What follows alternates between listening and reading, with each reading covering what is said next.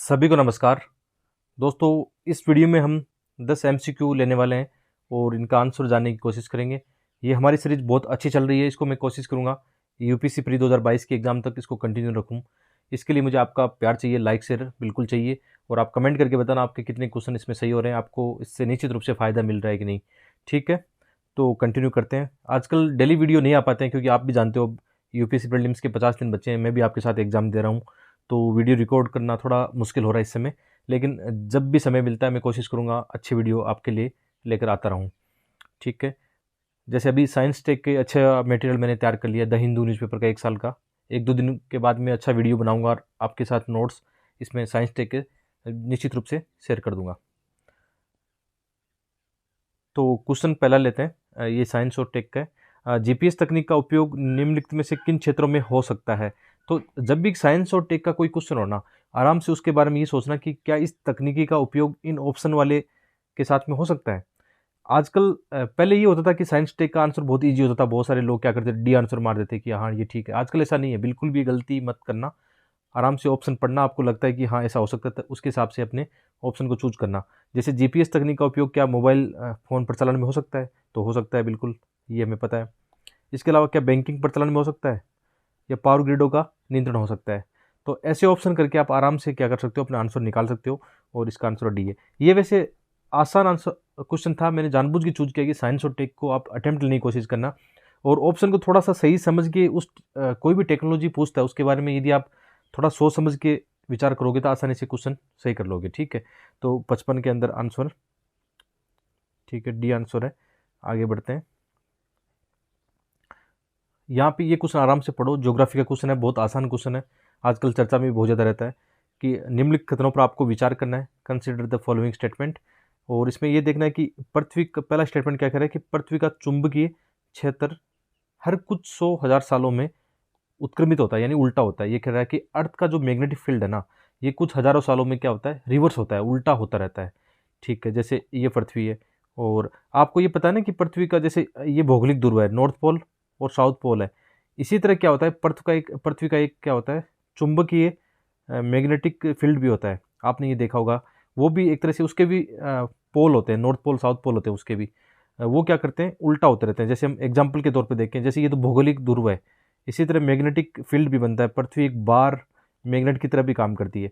जैसे इसमें इधर साउथ हो गया मान लो, और इधर नॉर्थ हो गया, ये उल्टा होता रहता है। ठीक है, कभी इसमें क्या होता है, इधर नॉर्थ आ गया, कभी साउथ आ गया, और ये क्या निर्माण करता है, पृथ्वी का चुंबकीय क्षेत्र का निर्माण करता है। ये पृथ्वी की भौगोलिक ध्रुव है ना, उससे अलग है, वो सेम नहीं है, याद रखना इस बात का। कभी ऐसा भी आ जाएगा कि मैग्नेटिक फील्ड और जो पृथ्वी के जो भौगोलिक ध्रुव है वो सेम होते हैं, ऐसा नहीं होता, वो अलग अलग होते हैं दोनों। ठीक है, भौगोलिक ध्रुव तो नहीं बदलते हैं, आपने देखा होगा, भौगोलिक ध्रुव कभी नहीं बदलते, लेकिन मैग्नेटिक फील्ड के जो ध्रुव है ना वो बदलते रहते हैं। और ये हमारी रक्षा करता है सूर्य से, जो सूर्य या किसी भी अन्य मतलब अंतरिक्ष से कोई यदि चुंबकीय तरंग आती है, उनसे हमारी रक्षा करता है। तो ये हज़ारों सालों में क्या उल्टा होता है? तो आपको यदि पता हो तो ठीक स्टेटमेंट को ले लोगे, नहीं पता हो तो एक बार इसको छोड़ देना। ठीक है, पृथ्वी जब 4,000 मिलियन वर्षों से भी अधिक पहले बनी तो ऑक्सीजन 54% थी और कार्बन डाइऑक्साइड नहीं थी। ठीक है, देखो इस स्टेटमेंट को पढ़ते हैं कि 4,000 मिलियन वर्षों से, आपको नहीं पता क्या था, लेकिन ये स्टेटमेंट क्या है, ये कह रहा है कि ऑक्सीजन 54% थी और कार्बन डाइऑक्साइड नहीं थी। तो इसको हम गलत कैसे निकालते हैं? आपको पता है, जैसे पेड़ पौधों का हम लेते हैं एग्जाम्पल, कि शुरुआत में जो भी पेड़ पौधे थे, तो पेड़ पौधे क्या करते हैं, सूर्य से एनर्जी लेते हैं, और जो कार्बन डाइऑक्साइड है CO2 का क्या करते हैं, अपने भोजन बनाने में उपयोग लेते हैं, उसके बाद में क्या करते हैं, ऑक्सीजन रिलीज करते हैं। तो इसका मतलब कार्बन डाइऑक्साइड ऑक्सीजन दोनों होना, आप कह सकते हो कि जरूरी है। ऑक्सीजन कैसे डेवलप होगी, पौधों से तो डेवलप होगी ना ऑक्सीजन। तो ये कह रहा है कि ऑक्सीजन तो थी और कार्बन डाइऑक्साइड नहीं थी, तो ये स्टेटमेंट अपने आप गलत हो गया, दोनों एक दूसरे से विपरीत बात कर रहे हैं। तो दो स्टेटमेंट, दो वाला हम निकाल देंगे, तो आपके पास 50-50 ऑप्शन है। और अभी हम तीसरा वाला भी पढ़ते हैं कि जब जीवित जीव पैदा हुए तो उन्होंने पृथ्वी के आरंभिक वायुमंडल को पैदा बदल दिया। ये बात सही है। सबसे पहले जीवित जीव, आपको पता है, जो भी चाहे एल्गी हो, शैवाल, साइनोबैक्टीरिया, कुछ भी हो, इन्होंने क्या किया, वायुमंडल में ऑक्सीजन तो रिलीज की ना, तो वायुमंडल में बदलाव आया कि नहीं आया? आप ऐसे थोड़ा सोचोगे, थिंकिंग करोगे, तो ये स्टेटमेंट क्या निकलेगा, बिल्कुल सही निकलेगा। तो 3 आपने सही कर लिया है। ठीक है, यहाँ पे 3 आपने सही किया, तो 1 भी इसके साथ में आ रहा है। ठीक है, क्योंकि ऑप्शन और है नहीं हमारे पास, तो सी इसमें निकल के आ रहा है। और दोबारा में इसको सोचें, पृथ्वी चुंबकीय क्षेत्र का आपने थोड़ा बहुत भी नॉलेज रखते हो ना, तो ये तो सुना होगा, आजकल इतना चर्चा में रहता है कि चुंबकीय क्षेत्र किस प्रकार इसमें बदलाव आता रहता है, कैसे इसमें जो भी चेंजेज होते हैं कई बार आया। तो ऑप्शन हमारा क्या हो गया, सी हो गया। तो दोनों से हम कर सकते थे इसको। यदि आपको ये कंफर्म पता होता तो आप एक को निकाल के एक पता होता तो एक को चूज चूज कर सकते थे, ठीक है, निकालते तो क्या मतलब ये भी सही है। अब तो एक और तीन आराम से इसको कर सकते थे। तो आपको शुरू में यदि एक पता होता तो आप इसमें ऑप्शन हमारे पास ये करता फिर, है ना, फिर तीन ऑप्शन बचते।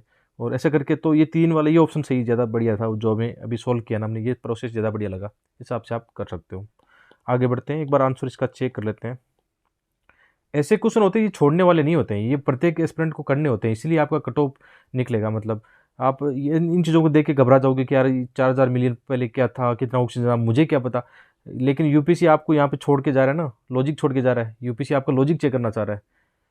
ठीक है, एक बार देख लेते हैं आंसर 57 में। ठीक है, 57 में आंसर आप ये देखना सी है। तो यार कितने क्वेश्चन ये आजकल ऐसे होते हैं, जैसे अभी मैं बहुत सारे एमसीक्यू खुद भी निकालता हूँ, तो आजकल मेरा भी बहुत ज़्यादा तरीका ये बदल गया है। पहले ये समय के साथ सीखने को मिला है, ऐसा नहीं कि शुरुआती स्तर पर ये सब चीज़ें मेरे में भी थी, ये समय के साथ में ही सीखने को मिलती है जब हम कोशिश करते हैं सीखने की। और आजकल आपके साथ ये शेयर करता हूँ तो ये ज़्यादा चीज़ें सीख रहा हूँ। ठीक है, ये शायद आप लोगों का प्यार और ईश्वर का आशीर्वाद हो रहा है कि ये चीज़ें हमें आने लगी है कि हाँ। और एक्चुअल में हर एक क्वेश्चन में ऐसा होता है, यूपीएससी तो ये चाहता है कि हर एक क्वेश्चन के अंदर आप कोई ना कोई लॉजिक चीज़ें छुपा के रखते हैं। कुछ फैक्चुअल क्वेश्चन छोड़ दो, डायरेक्ट जो फैक्चुअल क्वेश्चन होते हैं उनमें भी कई जगह तो लगता है। ठीक है, देखते हैं आगे क्वेश्चन कि भारतीय कृषि परिस्थितियों में संदर्भ में संरक्षण कृषि की बात कर रहा है। ये बात कर रहा है with reference the circumstance in the Indian agriculture the concept of conservation agriculture, संरक्षण कृषि की बात कर रहा है। ठीक है, तो इनमें से ये पूछ रहा है कौन से संरक्षण कृषि में आते हैं। संरक्षण कृषि को आप क्या समझते हो? ठीक है, ये कई बार होता है कि आपके माइंड में ये चीज़ें नहीं आएगी, संरक्षण कृषि क्या होती है। ठीक है, कंजर्वेशन एग्रीकल्चर क्या होती है। तो संरक्षण कृषि का तो आप ऐसे मान सकते हैं कि या तो इन्वायरमेंट फ्रेंडली होगी, कहीं ना कहीं ये होगा कि किसानों को लागतें कम पड़ेगी, अच्छी कृषि की बात कर रहा है। कुल मिला के आपके माइंड में ये चीज़ें आनी चाहिए। एग्जैक्ट मतलब आइडिया नहीं आए तो कोई फर्क नहीं पड़ता उसका। तो अभी इनमें से ऑप्शन में हम कुछ निकालते हैं कि संरक्षण कृषि इनमें से कौन सी हो सकती है और कौन सी नहीं हो सकती। ठीक है, एक एक ऑप्शन पे चलते हैं। पहले एक धान्य कृषि पद्धतियों का परिहार, अवॉइडिंग द मोनोकल्चर प्रैक्टिस। ये कह रहा है कि जहाँ पर केवल एक फसल होती है उसको हम क्या करेंगे, उनको हटा देंगे। तो ये अभी श्योर नहीं कि इसको हटा देते थे, हमारा आंसर निकलता है या नहीं निकलता।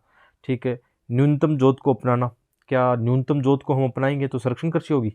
कैसे कह सकते हैं, कोई आइडिया नहीं है अभी। ठीक है, लेकिन थर्ड स्टेटमेंट आपको अपॉर्चुनिटी दे रहा है कि ये कह रहा है कि बागानी फसलों की खेती का परिहार। तो एक चीज़ देखो ना कि यदि हम बागानी बागानी कृषि तो आजकल अच्छे बढ़ावा देती है क्योंकि ये केस इकोनॉमी का पार्ट होती है, किसानों के लिए अच्छी होती है। यदि हम बागानी कृषि को ही कम कर लेते हैं तो फिर संरक्षण कृषि कैसे हो पाएगी। तो ये स्टेटमेंट पर मुझे डाउट था, तो मैंने इसके हिसाब से काटना शुरू किया इनको, जहाँ जहाँ तीन था मतलब तीन को हटा दिया, ऑप्शन सी निकल के आ गया। अभी थोड़ा और चेक कर लेते हैं इसको दोबारा से कि जैसे इसमें ऑप्शन सी आया 2, 4, 5, तो न्यूनतम जोत को अपनाना। एक तो ये कह रहा है कि न्यूनतम जोत, तो इसका मतलब ये हो गया कि यार न्यूनतम जोत में हमें क्या करना है, अधिकतम वो करना है, दक्षता हासिल करनी है। न्यूनतम जोत के अंदर हमें ज़्यादा उत्पादन हासिल करना है, चाहे आप इसमें वर्टिकल एग्रीकल्चर कर लो या आजकल बहुत सारी पॉली हाउस, ग्रीन हाउस, इनके माध्यम से एग्रीकल्चर होती है। ठीक है, फिर फोर्थ वाला चेक करते हैं कि मृदा के धरातल को ढकने के लिए फसल अवशिष्ट का उपयोग। ये तो आजकल मल्चिंग बहुत ज़्यादा होती है ना। संरक्षण कृषि का इसका मतलब ये हो गया कि कैसे हम कम मतलब संसाधनों का उपयोग करके, जैसे कम पानी का उपयोग करके भी आप अच्छी फसल उगा सकते हो, कम भूमि का उपयोग करके अच्छी फसल उगा सकते हो। और स्थानिक एवं कालिक फसल अनुक्रमण, फसल आवर्तनों को अपनाना, कि मतलब रोटेशन, एक तरह से ये एग्रीकल्चर में आता है कि आप ज़मीन को अच्छा करने के लिए, ज़मीन की जो क्या बोलते हैं, भूमि की जो उपजाऊपन खत्म ना हो, इसके लिए हमें रोटेशन प्रणाली अपनानी चाहिए। तो इससे भी हमारा आंसर क्या हो रहा है, ये आराम से निकल के आ रहा है 2, 4, 5। ठीक है, देखो कितना अच्छा ये क्वेश्चन है, आराम से इसमें एलिमिनेट करके जाओगे तो आपका क्वेश्चन निकल के आएगा। तो जो आप बात कर रहे थे कि एक धान्य कृषि पत्तियों का परिहार, आराम से कट गया ना, हमें पता नहीं था लेकिन आंसर अब निकल के आ गया। तो एक बार चेक कर लेते हैं इसका 59 में।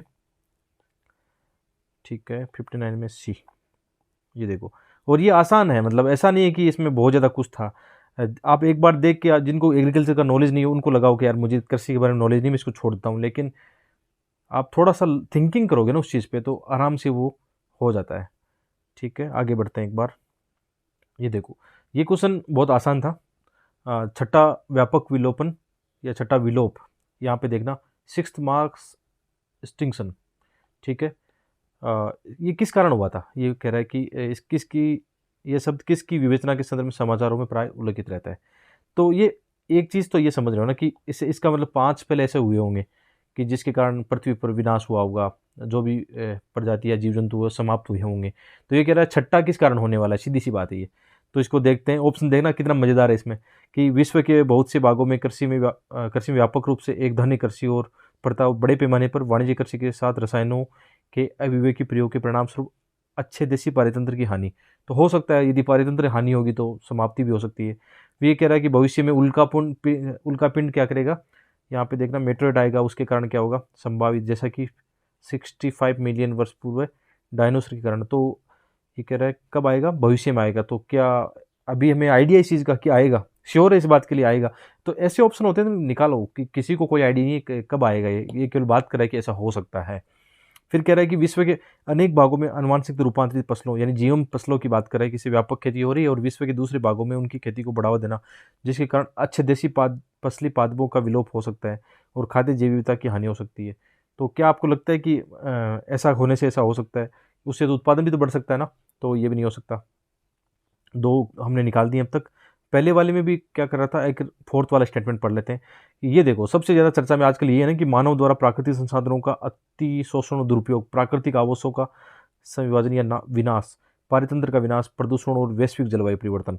तो ये आजकल सबसे ज़्यादा चर्चा में रहता है, वैश्विक जलवायु परिवर्तन, कि इसके कारण ग्लोबल वार्मिंग के कारण क्या हो सकता है, आने वाले समय में विनाश हो सकता है। तो सबसे ज़्यादा चर्चा में ये रहता है, तो आंसर भी हमें क्या करना है, यही टिक लगाना है। बाकी में कोई लॉजिक उतना ज़्यादा था नहीं, इनको तो हम निकाल सकते हैं कि ऐसा नहीं हो सकता, ठीक है।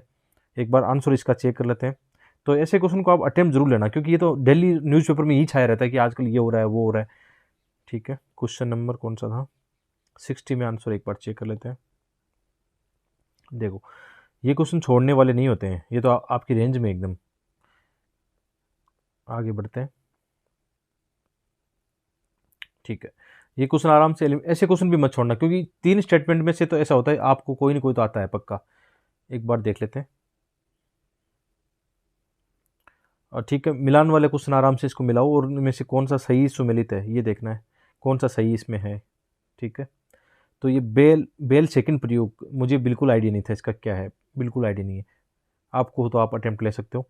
ब्लॉकचेन प्रौद्योगिकी, ये आजकल सबसे ज़्यादा चलती है कि आजकल ये क्रिप्टो करेंसी ब्लॉकचेन, ये तो सबसे ज़्यादा चल रही है, तो इसको आप टिक लगा सकते हो आराम से। और एक क्रिस्पर केस 9, क्रिस्पर केस 9 ये क्वेश्चन 2-3 बार आ चुका है। तो केस की बात कर रहा है ना, क्रिस्पर केस, पार्टिकल फिजिक्स तो नहीं हो सकता ही। एक बार उसी के हिसाब से देख लेते हैं कि अपना दो सही है कि नहीं, किस में दो, तो दो तो 3 में है, ठीक है। अभी तो एक ऑप्शन कट पाया है। तो ऐसे क्वेश्चन अटेम्प्ट लेने हैं जिनमें आप एक स्टेटमेंट, मतलब जहाँ पे 75% मामला बचता है, जहाँ 50-50 बचता है, ऐसे क्वेश्चन मेरे हिसाब से अटेम्प्ट लेने चाहिए। और कौन से क्वेश्चन आपको छोड़ने चाहिए जिनमें 100% आप कोई भी ऑप्शन अटेम्प्ट नहीं, एलिमिनेट नहीं कर पा रहे हो, कि एक ऑप्शन भी एलिमिनेट नहीं कर पा रहे हो, चारों के चारों ऑप्शन आपके पास बाकी हैं, तो उस क्वेश्चन को आप बिल्कुल स्किप कर सकते हो। मतलब जो भी 5-10 क्वेश्चन आप 100 में से छोड़ना चाहते हो, तो मेरी ये रणनीति रहती है कि मैं ऐसे क्वेश्चन छोड़ूंगा जिनमें एक भी ऑप्शन में एलिमिनेट नहीं कर पाऊंगा। तो इसमें जैसे मैंने एक ऑप्शन कम से कम एलिमिनेट कर दिया है कि यहाँ पे 3 ऑप्शन मेरे पास हैं, तो मैं इसको अटेम्प्ट लूँगा, छोड़ूंगा नहीं। और शायद देखना, प्री जिनका निकलता है उनसे किसी भी से भी आप ये बात पूछोगे ना, तो वो ये बात बोलेंगे कि यार मुझे थोड़ा बहुत भी आइडिया होगा ना कि एक स्टेटमेंट भी मैं एलिमिनेट कर दूँ, तो मैं वो क्वेश्चन अटेम्प्ट लूँगा, ठीक है, फ़ायदा होता है उससे। तो अभी देखते हैं आगे क्या रहा है। जैसे मुझे क्रिस्पर केस 9 का श्योर पता था कि ये तो पहले भी आ चुका था, नोबेल प्राइज़ में भी इसमें चर्चा में था ही। तो अभी इसको अटेम्प्ट आराम से ले सकते हैं कि ये कण भौतिकी से नहीं हो सकता। ये क्या है, डीएनए टेक्नोलॉजी, आरएनए, उनसे जुड़ा हुआ है, बायोलॉजी से जुड़ा हुआ है, ठीक है, मेडिसिन बायोलॉजी इनसे। तो ये आराम से कट जाएगा। तो ये वैसे भी हम कर सकते थे यदि आपको इसके बारे में श्योर पता था, ठीक है। तो 3 मुझे पता है श्योर गलत है, तो जहाँ जहाँ 3 है वो भी कट के आंसर इसका बी निकल के आया है, ठीक है। और बी हमें वैसे भी श्योर पता था। तो ऐसे क्वेश्चन अटेम्प्ट लेने की कोशिश करना जहाँ थोड़ा बहुत भी आइडिया आपको जहाँ पे भी लगता है ना, बिल्कुल करना है इसको। हो सकता है आप में से किसी को एक पता हो तो भी आप अटेम्प्ट लेके इसको कर सकते थे। तो 64 में एक बार चेक कर लेते हैं आंसर, 64 में, ठीक है, बी आंसर बिल्कुल सही है। आगे देखना, ठीक है। निम्नलिखित खतरों में से कौन सा कार्बन निषेचन, कार्बन फर्टिलाइजेशन का स्रोत वर्णित करता है? इंग्लिश वर्ड जरूर देखना, ये क्या कह रहा है, कार्बन फर्टिलाइजेशन। देखो वर्ड वर्ड के अंदर आंसर छुपा होता है। कार्बन चलो छोड़ दो, कार्बन तो कार्बन होता है। अब यहाँ पे फर्टिलाइजेशन, फर्टिलाइजेशन का मतलब क्या समझते हो आप? फर्टिलाइजेशन से क्या बना, फर्टिलाइजर। फर्टिलाइजर यानी खाद, है ना, जो पेड़ पौधों में हम देते हैं, फर्टिलाइजर। ठीक है, ऐसा आप माइंड में रखोगे। तो कार्बन है, फर्टिलाइजर फर्टिलाइजर है, तो कार्बन के माध्यम से फर्टिलाइजेशन की बात कर रहा है। तो ये कह रहा है कि वायुमंडल में कार्बन डाइऑक्साइड की बढ़ी हुई सांद्रता के कारण बढ़ी हुई पादप वृद्धि। वायुमंडल में कार्बन डाइऑक्साइड की बढ़ी हुई सांद्रता के कारण हुई पादप वृद्धि, तो मे भी हो सकता है, क्योंकि जुड़ा हुआ है ना मामला। फर्टिलाइजर का काम क्या होता है? फर्टिलाइजर का काम भी तो ये होता है ना, पादपों में वृद्धि करनी है। एक बार छोड़ देते हैं इसको, ठीक, आगे बढ़ते हैं। वायुमंडल में कार्बन डाइऑक्साइड की बढ़ी हुई सांद्रता के कारण पृथ्वी का बढ़ा हुआ तापमान, तो थोड़ा मैच नहीं कर रहा, हमारे वर्ड के साथ मैच नहीं कर रहा है। हमें इस चीज़ को पकड़ के रखना है कि ये फर्टिलाइजर की बात कर रहा है, जहाँ पौधों की वृद्धि की बात करेगा तो उसके साथ हमें मैच कराना है इसको। आगे कह रहा है कि वायुमंडल में कार्बन डाइऑक्साइड की बढ़ी हुई सांद्रता के परिणामस्वरूप महासागरों में बढ़ी हुई अम्लता, तो इससे भी हमें कोई आइडिया नहीं है। आगे बात कर रहा है वायुमंडल में कार्बन डाइऑक्साइड की बढ़ी हुई सांद्रता के द्वारा जलवायु परिवर्तन के अनुरूप पृथ्वी पर सभी जीवदरियों अनुकूलन, तो ये भी घट गया। तो एक ऑप्शन क्या बचा, increase plant growth due to increase concentration of carbon dioxide in the atmosphere. तो फर्टिलाइजर का काम क्या है, समझ गए ना, फर्टिलाइजर का काम है पौधों की वृद्धि। तो ये क्या कह रहा है कि वायुमंडल में कार्बन डाइऑक्साइड की बढ़ी हुई सांद्रता के कारण पादप वृद्धि, पादपों की वृद्धि करनी है, न्यूट्रिशन देके, तो ये वायुमंडल से ले रहे हैं। तो वायुमंडल में कार्बन डाइऑक्साइड ज़्यादा होती है, तो पादप क्या करेंगे, वो भोजन बनाते हैं ना अपना कार्बन डाइऑक्साइड लेके, तो वो ज़्यादा ग्रोथ करेंगे। तो देखो ये आइडिया है। ये क्वेश्चन मैंने उस साल छोड़ा था, रियल बता रहा हूँ, 2018 की जब एग्जाम दे रहा था ये क्वेश्चन छोड़ा था, मुझे आइडिया नहीं था। लेकिन अभी क्वेश्चन को समझने का और अटेम्प्ट लेने का तरीका बदल चुका है बिल्कुल। तो मैं अभी ये अटेम्प्ट ले रहा हूँ, अभी आंसर इसका शॉर्ट चेक कर लेते हैं, सही क्या होगा। 65 में देखो, ये क्वेश्चन आप समझ गए ना इस चीज़ को, 65 में ए, तो आपका प्री कोई नहीं रोक सकता। और मन में ये आत्मविश्वास बढ़ा लो कि मैं इस तरीके से क्वेश्चन अटेम्प्ट लूँगा, कैसे, लॉजिकल थिंकिंग के साथ में। जो वर्ड दिया गया यार, वर्ड के अंदर आंसर छुपा होता है। बहुत सारे ऐसे क्वेश्चन होते हैं जो वर्ड खुद बोलता है कि बेटा मेरा आंसर ये है, टिक मार इस पर, ये होता है, रियल में होता है। आप खुद यदि सीरियस एस्पिरेंट हो, ये वैसे भी ये जो सीरीज है सीरियस एस्पिरेंट के लिए, आप में से ऐसे जो सीरियस नहीं पढ़ाई नहीं करते हैं, ऐसे ही मुंह उठा के ये सोच रहे हैं कि हम आराम से ये टिक लगाएंगे, सर बता रहे हैं जादू की छड़ी हमारे पास है तो आराम से प्री निकल जाएगा, बिल्कुल नहीं निकलेगा यार दोस्त। सिंपल सी बात है, मेहनत के बिना कुछ नहीं होने वाला है। लेकिन मेहनत के बावजूद भी हम फेल हो जाते हैं, वो हमारी कमी की रहती है कि मेहनत के बावजूद भी हम एग्जाम में फेल क्यों होते हैं। तो उस चीज़ को मैं आपको दूर कर रहा हूँ कि वो समस्या आपके साथ नहीं आएगी, वो चीज़ें बस बताना चाह रहा हूँ। इस चीज़ को गांठ मान लो, यदि आपने मेहनत की है, चाहे आपने मेहनत मतलब सिलेबस पूरा 100% नहीं किया, लेकिन 60-70% भी किया है, 50% प्लस भी आपने किया है, तो तब आपका प्री निकल जाएगा इस तरीके से। ठीक है, आगे बढ़ते हैं।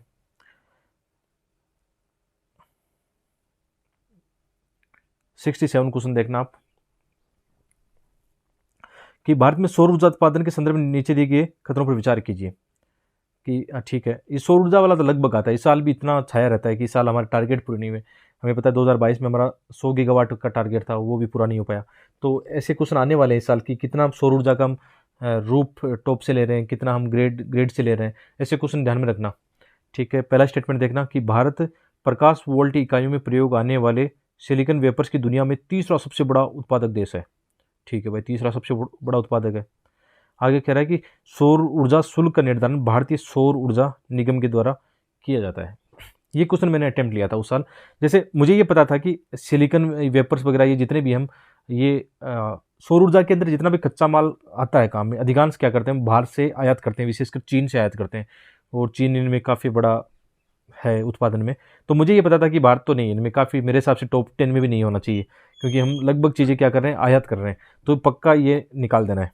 ठीक है, तो पक्का निकाल दिया, तो 50-50 वाले मामले में बन गया अपना मामला। अब हमारे पास दो ऑप्शन है, या तो बी चूज करना है या डी चूज करना है।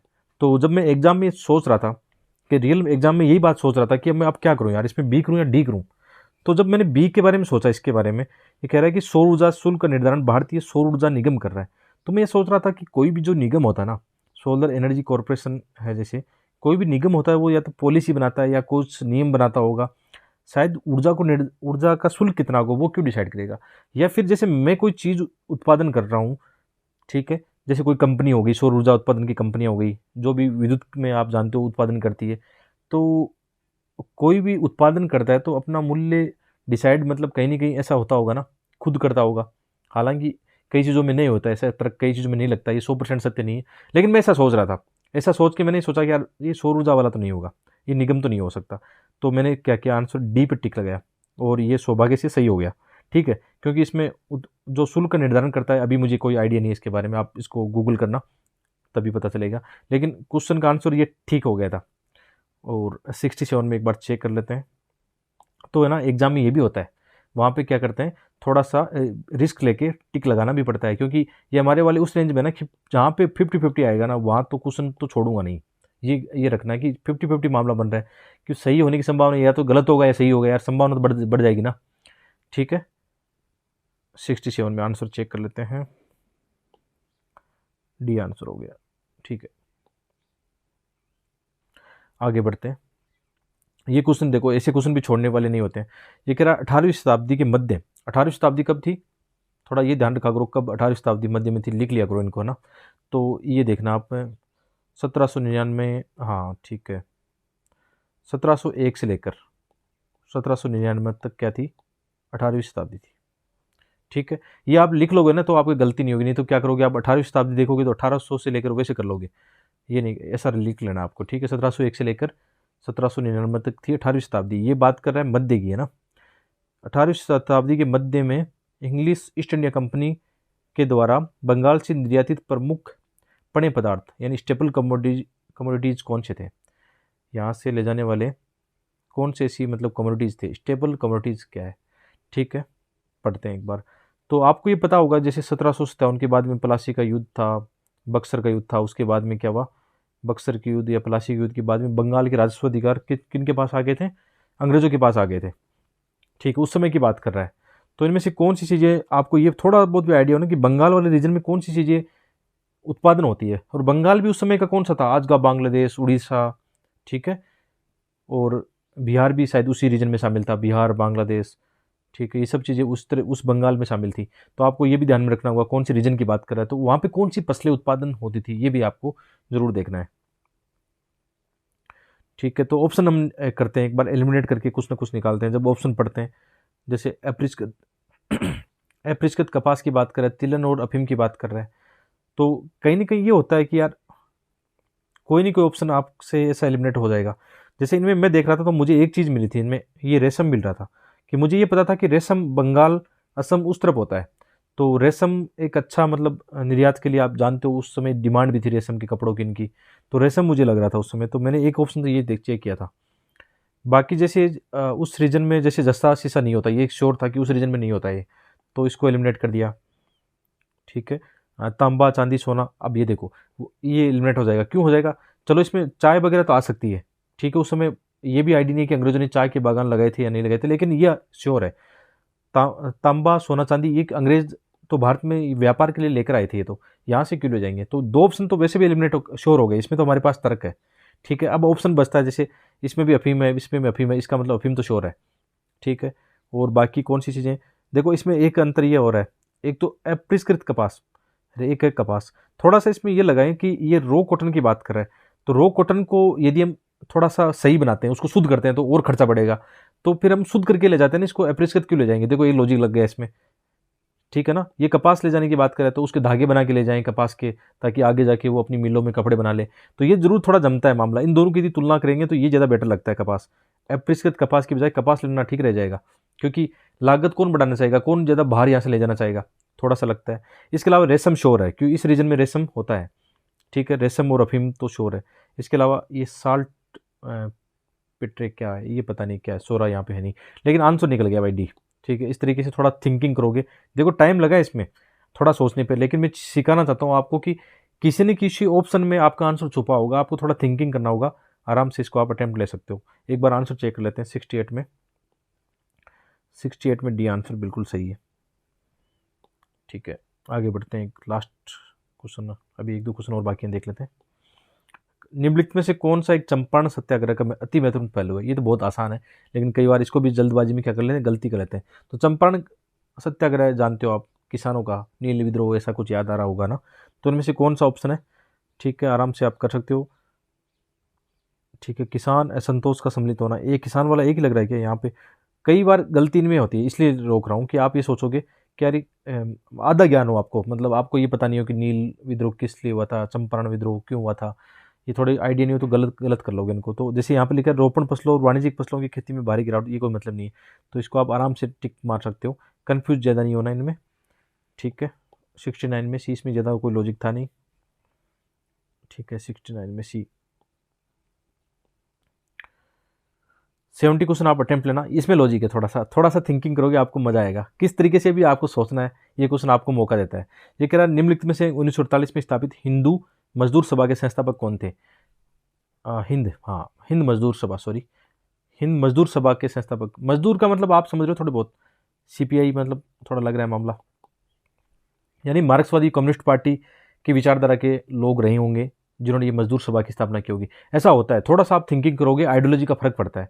तो जैसे हम आइडियोलॉजी की बात करें, मैं इस क्वेश्चन को ऐसे ही सॉल्व कर रहा था और आंसर बन गया था अपने लॉजिक के साथ में, कि ये मुझे पता है कि ये निश्चित रूप से ऐसे लोग होंगे जो मतलब कहीं ना कहीं कम्युनिस्ट पार्टी की विचारधारा से संबंध रखते हैं। ठीक है, ऐसा करके तो इनमें से जैसे दीनदयाल उपाध्याय, ये तो हमें पता ही है, जयनारायण प्रकाश, ये मतलब जयनारायण प्रकाश तो समाजवादी थे।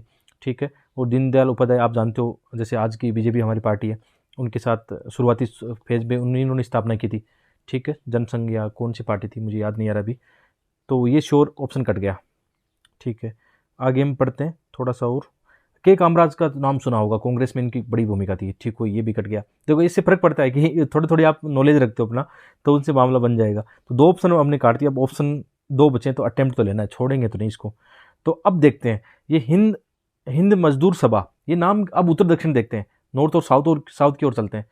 ऐसा नाम साउथ का तो नहीं हो सकता, तो ये जो नाम है बी कृष्ण पिल्लई, EMS, मतलब जो भी नाम ये लग रहे हैं, ये नाम साउथ के लग रहे हैं ना आपको, साउथ के नाम लिख रहे हैं, तो ये नाम साउथ का नहीं लग रहा, तो ये भी ऑप्शन कट गया।